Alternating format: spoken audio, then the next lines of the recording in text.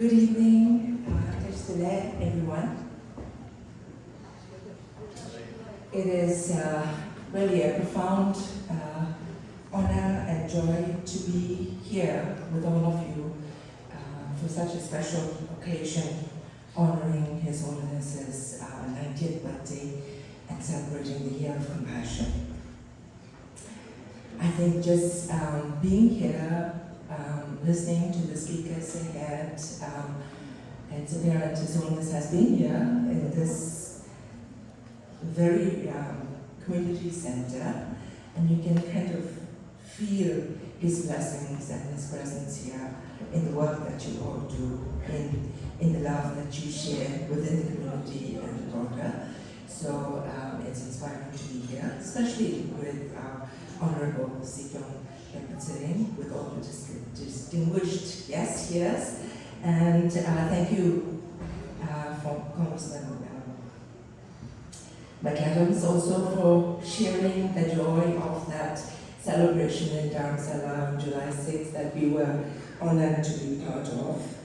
I want to especially thank for bringing me out here, the Utah Tibet Foundation.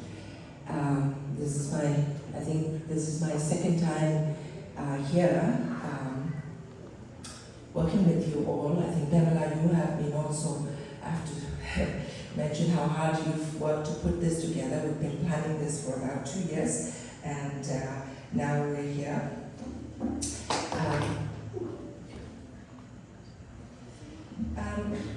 For me, as someone who works for an organization, International Campaign for Tibet, for those of you who don't know, International Campaign for Tibet was established in Washington, D.C. After His Holiness the Dalai Lama's historic 5-point peace plan presentation to United States Congress. And at that time, the Tibetan leaders and His Holiness thought it was very important to have an organization that would support the Tibetan movement and the efforts that the Tibetans were making in Dharamsala through the Central Tibetan Administration and His Holiness's office. And the leaders at that time were pragmatic in their thinking, and they put the name International instead of just a US Campaign for Tibet or something like that, but they called it International Campaign for Tibet. And it was primarily focused to gain international attention to the cause of Tibet. So it was an organization that would work with strategy, but worked also with skill in the countries that they are present, to work with the systems, with the government, and with policymakers to advocate for the cause of Tibet. And today we have our main office in Washington, D.C., but we have also offices in Brussels, in Berlin, in Amsterdam in the Netherlands, and we have partnership with the Canada Tibet Committee and the Australia Tibet Committee, and in everything we do, we work very closely with the Central Tibetan Administration. And here in Washington, we work very closely with Representative Namgyal Chögyam in the Office of Tibet, and Representative Namgyal Chögyam is also here today. And our achievements, I think, in this effort, also, it's not an organization that receives funding from the United States government or big organizations. It's an organization that's funded by Americans who care about the issue, who've been touched by His Holiness's message, and that's why I think it brings a special element and focus wherever we are. In the United States, we've been really successful working closely with our Tibetan partners to put forward really solid legislation for Tibet, so that it doesn't matter whether it's a democratic government or whether it's a Republican government. There is legislation that supports and makes sure that action for Tibet happens.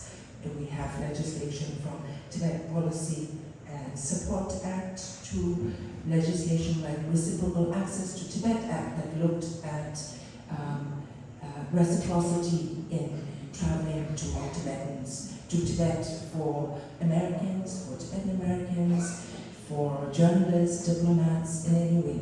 So, and the last one is Resolve Tibet Act, which was passed in a very divided Congress, but Congress came together, bipartisan, to support this legislation that looks at Tibet, the Tibet-China conflict as something that is unresolved. And I think that's a way of supporting the Tibetan Middle Way approach and His Holiness's deep vision, looking for a solution for Tibet. In the meantime, we are at a time where China's assault on Tibet is also relentless. But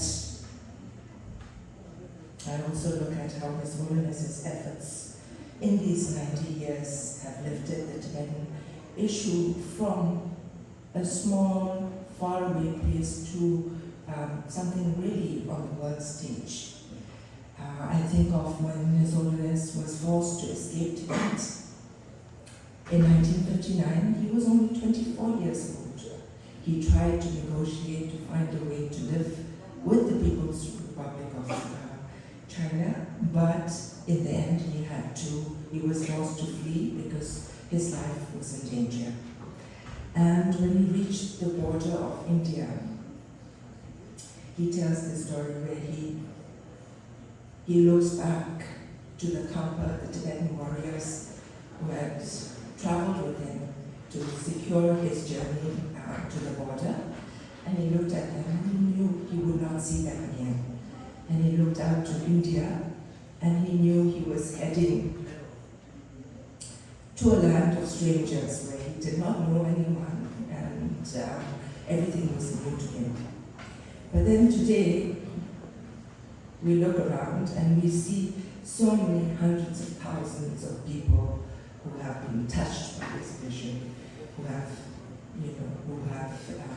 come to meet Tibetans, and we have thriving communities like over here in Utah, and friends like you who have supported the Tibetan effort to keep our culture and our language and our identity alive outside. And I'm really happy and proud to see these young performers here today doing the snow lion and the yak dance, and it's always gives me tremendous inspiration. And with that, I want to also share with you, for all of you for joining us today, you will also receive a copy of this book that is in your little packets there. This is a book that we worked to make a special edition in honor of His Holiness's 90th birthday.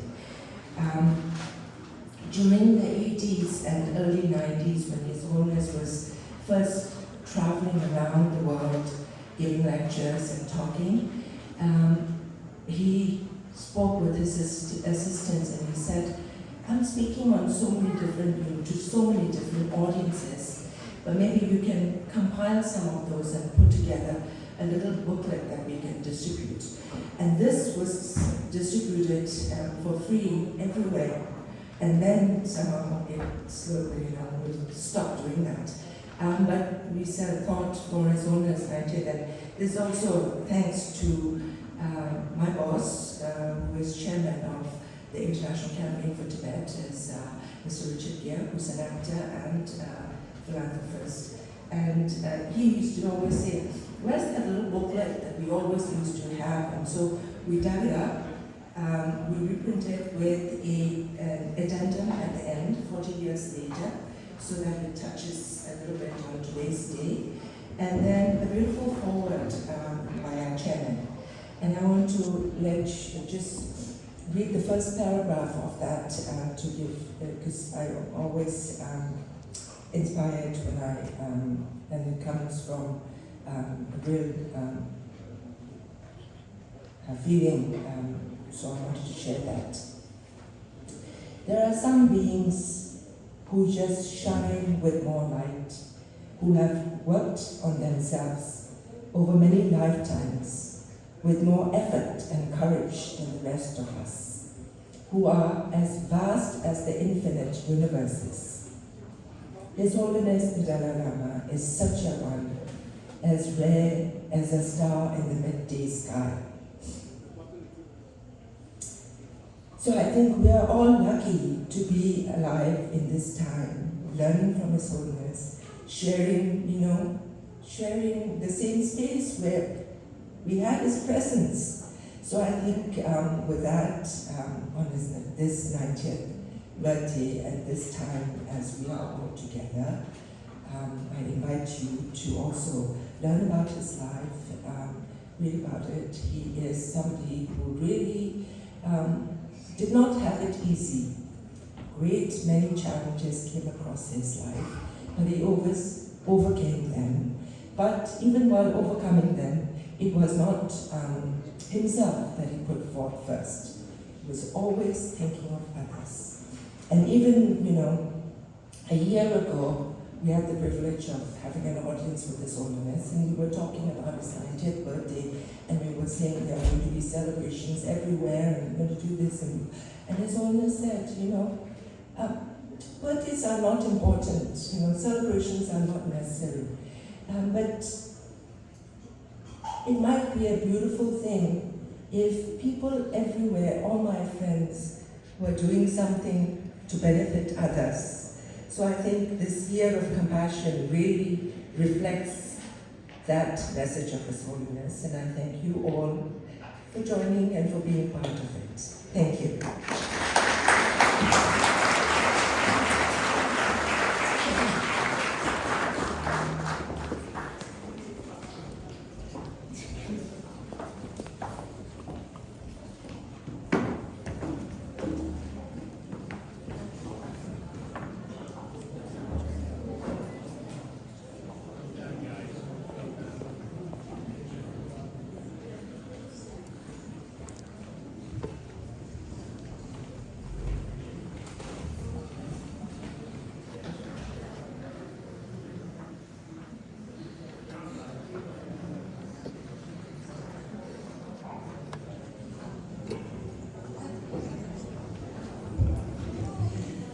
Thank you, Tencho, for those beautiful remarks and for gifting us with such a lovely book.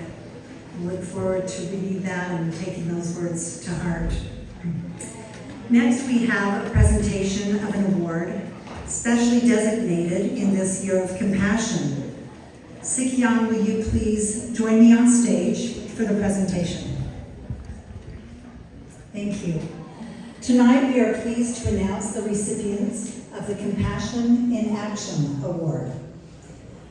The two recipients tonight are former Ambassador John and Marcia Price, and in addition to that, South Salt Lake Mayor Cherie Wood. John and Marcia Price have long been examples of compassion and humanity. As philanthropists and community leaders, they have generously and purposefully supported the arts, education, and humanitarian endeavors. As this building was completed, the finishing touch provided by John and Marcia Price was the beautiful, shiny, gold 5-foot Buddha that graces the prayer room. This statue is a blessing to both Buddhists and non-Buddhists, as it serves as a symbol of compassion, enlightenment, and wisdom. Our deepest thanks and congratulations go to Ambassador John and Marcia Price. And accepting the award, the Compassion in Action Award tonight, is Steve Price, son of John and Marcia. Steve has also been a steadfast, generous supporter and friend of the Tibetan community. Steve, please come up to receive the award.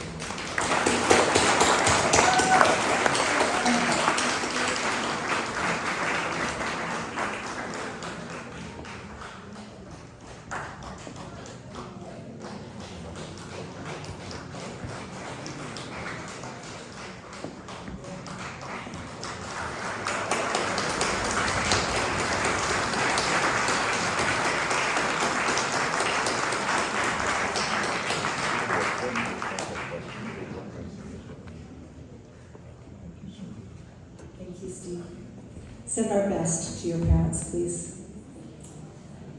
When a property for the Tibetan Community Center was identified in the city of South Salt Lake, Mayor Cherie Wood stepped up with her welcome and her support. Her team at South Salt Lake expertly guided and assisted the Tibetan community as it transformed a warehouse into this beautiful community building. And last year, Mayor Wood's support led to the renaming of a section of 2950 South as Dalai Lama Way, or the Way of Compassion. This was done to honor the spiritual leader and his global advocacy for peace and compassion. Mayor Wood has been an example of leadership and compassion. She and Bill Krim of the United Way of Salt Lake were recently honored as pioneers of progress for their partnership work to improve cradle-to-career education outcomes. Congratulations, Cherie, and thank you for your great support.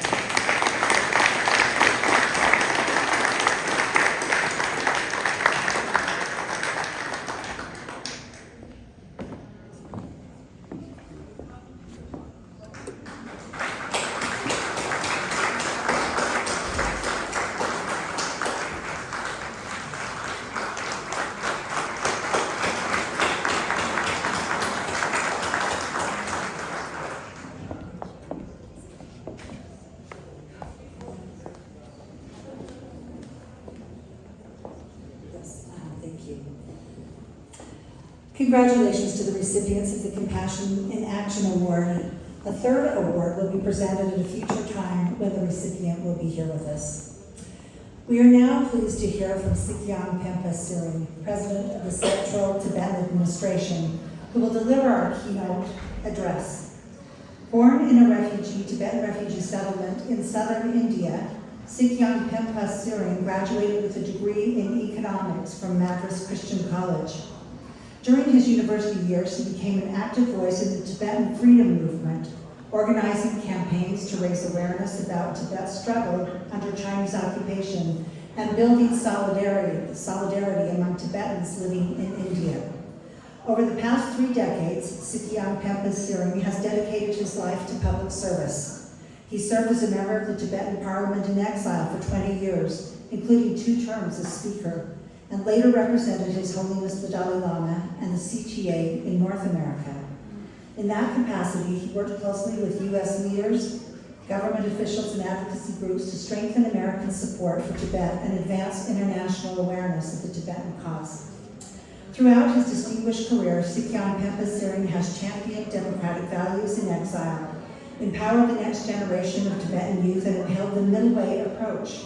That's the policy of seeking genuine autonomy for Tibet through peaceful dialogue with China. His leadership continues to embody the principles of compassion, resilience, and nonviolence that define the Tibetan struggle for freedom and justice. Sikyam.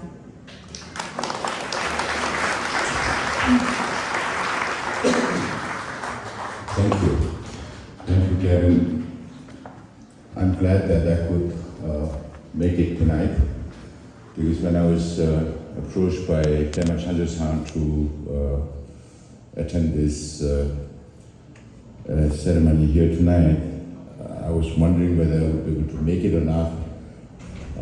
As I was planning my visit to Czech Republic, to Germany, Mexico, Washington, D.C., and just yesterday we had a full day events in Washington, D.C., including National Endowment for Democracy's Democracy Service Medal to the current Panchen Lama, recognized by His Holiness Dalai Lama, who was abducted by the Chinese government in 1995 at the age of 6. And we still don't know whether he's alive or not. And also with the government shutdown with FAA and TSA and all that, we were not very sure whether we could make it or not. But I'm glad we could be here today. But if I'm not coherent enough, please blame my schedule. It's not me. Actually, tomorrow I'm supposed to go back to Bangalore, to India, and then in 2 days come back to Czech Republic. But last Monday, I was supposed to speak at Harvard University's JFK Junior Forum on democracy in exile, governance without a state. But unfortunately, the director of the institute died on Sunday, and the Monday programs were cancelled. And just after we reached Utah Airport today, we got confirmation that it has been rescheduled for 10th of this month. So I'm staying back, not going back to India, then go to Czech Republic, but go from here directly to Czech Republic after the events here and elsewhere. So thank you very much. It's a pleasure. This is my third visit since I became CICAM. And when I was representative in Washington, D.C. for North America, I visited Utah once or twice, I don't remember exactly. But I want to acknowledge and thank the Utah Tibet Foundation Board for organizing tonight's event. Karen, Pema, and all the members who are represented here. I also want to acknowledge the generosity of all the